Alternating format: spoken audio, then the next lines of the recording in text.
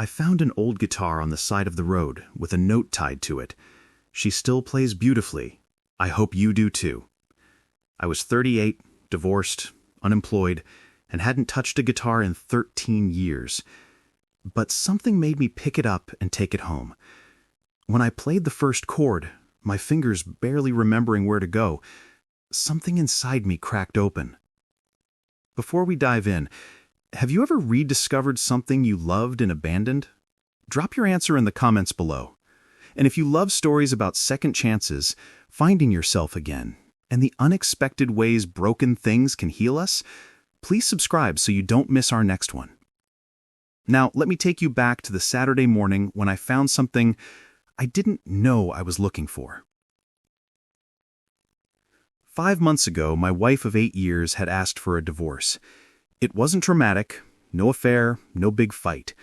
Just a quiet conversation where she said, "I don't think either of us is happy anymore. I think we've been going through the motions for years." She was right. I couldn't even argue with her. 2 months ago, I'd quit my job as a software engineer at a tech company in Nashville. I'd been there for 7 years, climbing the ladder, making good money. The burnout had been building for years, and one morning I'd walked into my manager's office and said, "I can't do this anymore." He'd looked concerned and talked about stress management resources. I'd said, "No, I can't do any of this anymore," and handed him my laptop. Now I was living in a small one-bedroom apartment in East Nashville, surviving on savings that were depleting faster than I wanted to think about, spending most days just existing, sleeping late, watching TV, going for aimless walks, feeling nothing. I'd been a musician once. That felt like another lifetime. In my early 20s, I'd played guitar constantly. I'd had a band, nothing famous, just 4 guys playing dive bars and coffee shops around Nashville, writing songs, dreaming about making it. I'd been good. Not great, but good. And I'd loved it more than anything. But at 25, after years of barely scraping by, after one too many gigs playing to 5 disinterested people, after another month of choosing between rent and groceries, I'd made what everyone called the mature decision. I'd gone back to school for computer science, got my degree, got a stable job, sold my guitar, a beautiful Fender Telecaster I'd saved for months to buy, to help pay for the career change. "You're being smart," everyone had said. "Music is a nice hobby, but you need security." So I'd built security, and it had felt like slowly suffocating. On a Saturday morning in late April, I went for a walk with no destination in mind. It was one of those perfect spring days in Nashville. Warm but not hot, trees blooming, the kind of weather that makes everyone else happy and just makes you feel more aware of your own emptiness. I walked through my neighborhood, a mix of old houses and new development, past people gardening and kids playing. Normal life happening all around me while I felt like a ghost passing through. That's when I saw it. On the curb in front of an old craftsman-style house, sitting next to some boxes of books and household items clearly marked for trash pickup, was a guitar case. Not just any guitar case, a vintage hardshell case, the kind that suggests the instrument inside matters. And tied to the handle with string was a piece of paper, folded into a note. I stopped walking. Something about seeing that guitar case sitting there like abandoned hope made my chest tight. I looked around. No one was watching. I walked over and picked up the note. In careful, slightly shaky handwriting, it read, "She still plays beautifully. I hope you do too." I stared at those words for a long time. Then, without really deciding to, I picked up the case. It was heavier than expected. A real guitar inside, not just an empty case. I carried it the 6 blocks back to my apartment, feeling simultaneously like I was stealing something and like I was rescuing something.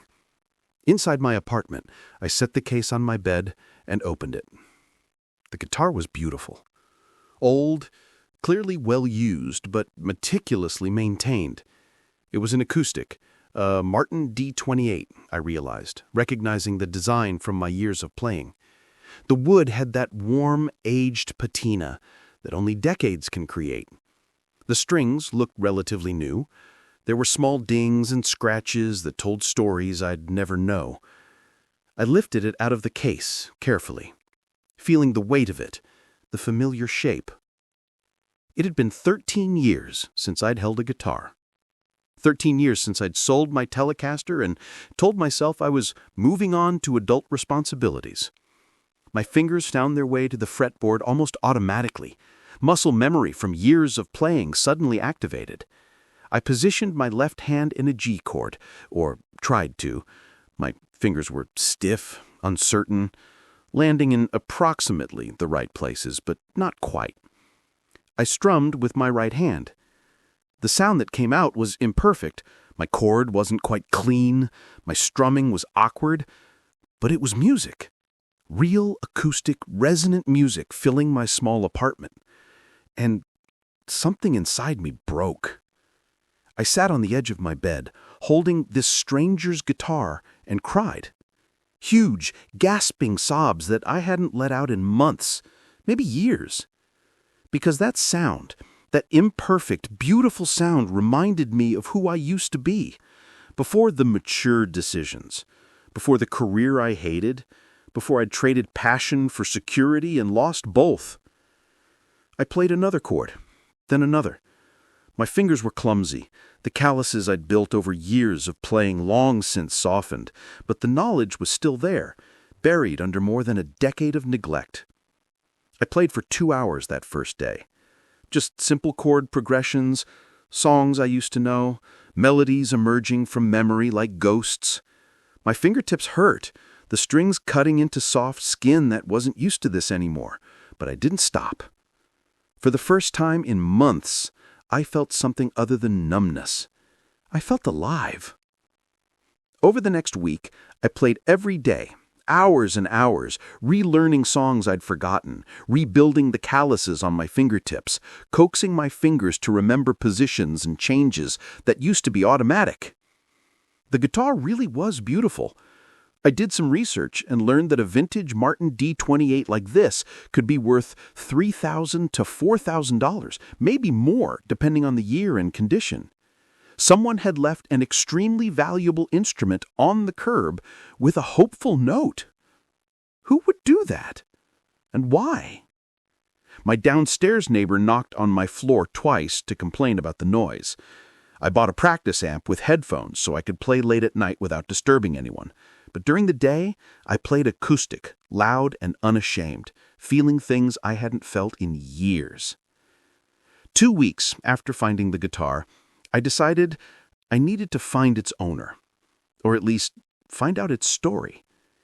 It felt wrong to keep something this valuable without knowing where it came from, without at least trying to return it or thank whoever had left it. The note suggested it had been left intentionally, with hope that someone would find it and play it. But still, this guitar meant something to someone. I could feel it in every scratch, in every worn spot on the fretboard, in every perfectly maintained detail. And what if the person who gave it away didn't know how valuable it was? It felt unfair. I went back to the house where I'd found it. It was mid-morning on a Tuesday, and I knocked on the door. No answer. I left a note. Found a guitar left for trash pickup. Would like to speak with the owner about it. Please call. I left my number. No one called. I tried the neighbors. The house to the left was occupied by a young couple who just moved in and knew nothing. But the house to the right had an elderly man working in his garden. He looked up when I approached. "Excuse me," I said. "I found a guitar that was left out for trash pickup a couple weeks ago, in front of that house." I pointed. "I'm trying to find the owner." The old man's face softened with recognition and sadness. "Ah, that would have been Eddie's guitar. Eddie Brennan. He lived there for 43 years. Died about a month ago. His family cleaned out the house a few weeks back, left a bunch of things on the curb. My stomach dropped. He died? Kidney disease. He was 72. Good man. Hell of a guitar player. Did you know him well? Well enough. We'd sit on his porch sometimes, have a beer, talk. He'd play that guitar. Beautiful sound. He loved that thing more than anything except his late wife. Do you know why his family would leave it for trash pickup? A guitar like that is worth thousands of dollars. The old man shrugged. His kids didn't play. Eddie used to say that all the time. None of my kids got the music gene. Guess they didn't know what it was worth. Or maybe they did and figured Eddie would rather have someone play it than sell it. I felt a strange mix of sadness and connection to this man I'd never met. Thank you. I appreciate you telling me about him. You play? The old man asked. I used to. Stopped for a long time, but I'm playing again now. He smiled. Then I think Eddie would be glad you found it. That evening, I researched Eddie Brennan. It didn't take long to find information. He'd had a long career in Nashville's music scene, though never as a star. He'd been a session musician in the 1970s and 80s, playing guitar on dozens of albums for various artists. Later, he'd run a small guitar repair shop in East Nashville until he retired. I found his obituary. It listed 3 children and 5 grandchildren. The funeral had been 3 weeks ago at a local church. One of his sons, Michael Brennan, had a phone number listed in the obituary's memorial donations section. I stared at that number for an hour before I worked up the courage to call. Hello? Hi, is this Michael Brennan? Yes? My name is Owen Fletcher. This is going to sound strange, but I found your father's guitar, the Martin. It was left out for trash pickup, and I took it home. I've been playing it, and I wanted to, return it, or at least tell you that it's in good hands? There was a long silence. Then, you've been playing it? Yes, every day. Another pause. Can we meet? I'd like to talk to you about this. We agreed to meet at a coffee shop in East Nashville the next afternoon. Michael Brennan was 45, dressed in business casual, with kind eyes that looked tired. He ordered coffee and sat across from me in a corner booth. Thank you for reaching out, he said. You didn't have to. You could have just kept the guitar. It didn't feel right not to. A guitar like that, it clearly meant something to someone. Michael smiled sadly. It meant everything to my dad. That guitar was a gift from my mom when they got married in 1972. He played it for 50 years, every single day, pretty much. When Mom died 10 years ago, I think playing that guitar was one of the main things that kept him going. I'm so sorry about your father. Thank you. He had a good life, long career doing what he loved, but at the end, the disease moved fast. He was only sick for a few months before he passed. Why did you leave the guitar out? Your neighbor said none of you play, but still, it's worth a lot of money. Michael nodded. We knew. We had it appraised. But Owen, my dad had very specific wishes. He didn't want that guitar sold. He didn't want it locked in a case and hung on a wall as a memorial. He wanted it played. He used to say that a guitar that doesn't get played dies twice. Once when the musician dies, and again when it goes silent. He pulled out his phone, scrolled through photos, and showed me one. An older man with white hair and a weathered, kind face, holding the Martin guitar, smiling at the camera. That's my dad, taken about a year before he got sick. He was playing at the Greenbird cafe. He did that every Thursday for 20 years, just for fun, for the love of it. I looked at the photo and felt an unexpected connection to this man I'd never met. He looks happy. He was. Music made him happy. That guitar made him happy. And when he knew he was dying, one of the last things he said to me was, "Don't let that guitar go silent. Find someone who'll play it. I don't care if you give it away. Just don't let it become decoration." So you left it on the curb with a note. My siblings thought I was crazy. They wanted to sell it, split the money, but I couldn't do that. It's not what Dad wanted. So I convinced them to let me handle it. I took it to the curb with that note, hoping someone who needed it would find it. He looked at me directly. "Did you need it?" I thought about the past months, the divorce, the burnout, the emptiness, the feeling of having lost myself so completely I didn't know who I was anymore. "Yes," I said quietly. "I think I did. I used to play. I had a band in my 20s, but I gave it up for a career in tech, sold my guitar, stopped playing completely, and I've been really lost. Finding your dad's guitar, playing again, it's the first time in years I've felt like myself." Michael's eyes got watery. "Then it found the right person. Owen, keep it. Please, play it. That's what my dad would have wanted. I can't just take something worth thousands of dollars. You're not taking it. It was given by my dad through me to whoever needed it, and that's you. But can I ask you for a favor? Anything. The Greenbird Cafe, where my dad used to play on Thursdays, they do open mic nights. After Dad died, the owner told me there's always a spot there for him, metaphorically. Would you go play there, just once, in my dad's memory, with his guitar?"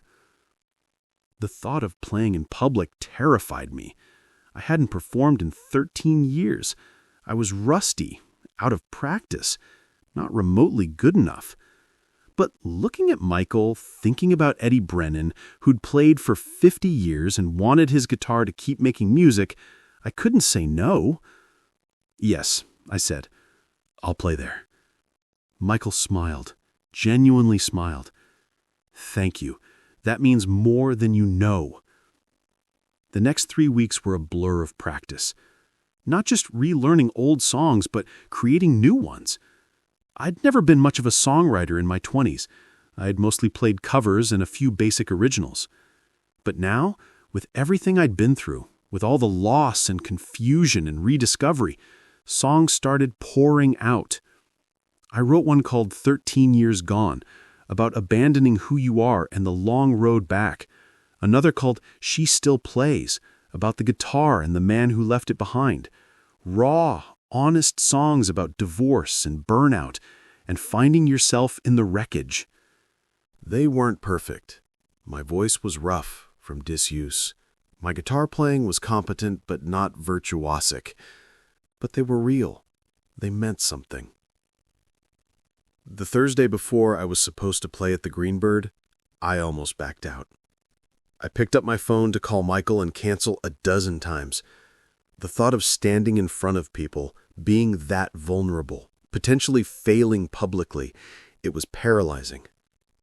But every time I was about to cancel, I'd look at Eddie's guitar and remember, he played for 50 years, not for fame or money, but because he loved it, because music was who he was. And if I was going to find my way back to who I was, I needed to do this.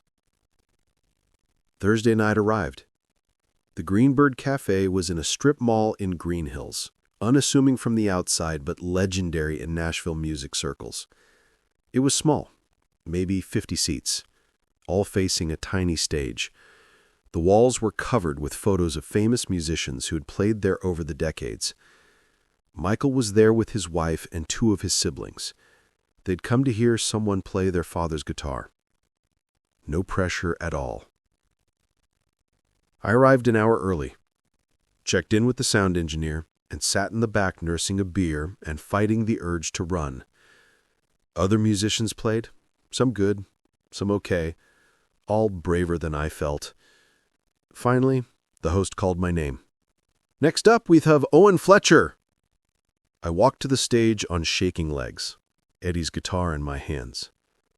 I adjusted the mic and looked out at 50 faces I didn't know. "Hi," I said, my voice barely steady. This guitar belonged to Eddie Brennan. Some of you might remember him. He played here every Thursday for 20 years. A few people in the audience nodded, smiled with recognition. I never met Eddie, but I found his guitar a few weeks ago, and it found me, really, at a time when I needed it. Eddie's son Michael asked me to play here in his dad's memory. So this song is for Eddie, and for everyone who's ever lost their way and needed to find it again. I played She Still Plays. My fingers found the chords I'd practiced obsessively. My voice cracked on the first verse, but I pushed through. The song was about finding the guitar, about Eddie, who'd left it behind, about instruments that carry the love of everyone who's played them. I rushed the tempo in the second verse. My voice wavered in places. I missed a chord change. But when I finished, the cafe was silent for a heartbeat. Then applause. Warm, genuine applause. I looked at Michael. He was crying. So was one of his sisters. After I played, people came up to talk. The cafe owner, a woman in her 60s, hugged me. Eddie would have loved that. Thank you for keeping his music alive. Other musicians asked about the guitar, about my story. Someone gave me their card and said they were looking for a guitarist for some sessions. But the most important moment came when Michael approached me, after everyone else had left. He said, "My dad would have been proud. Not just that you played his guitar, but how you played it. With heart. That's all he ever cared about. Thank you for trusting me with it. Owen, promise me something. Keep playing. Not just my dad's guitar, but music in general. You're too good at it to stop again." I won't stop this time. I promise. Over the next few months, my life reorganized itself around music. I started playing at the Greenbird regularly, every other Thursday, building a small following of people who came specifically to hear me. I met other musicians, started collaborating, felt part of a community again. I got a part-time job at a music store in East Nashville, teaching guitar lessons, helping customers, being around instruments and musicians all day.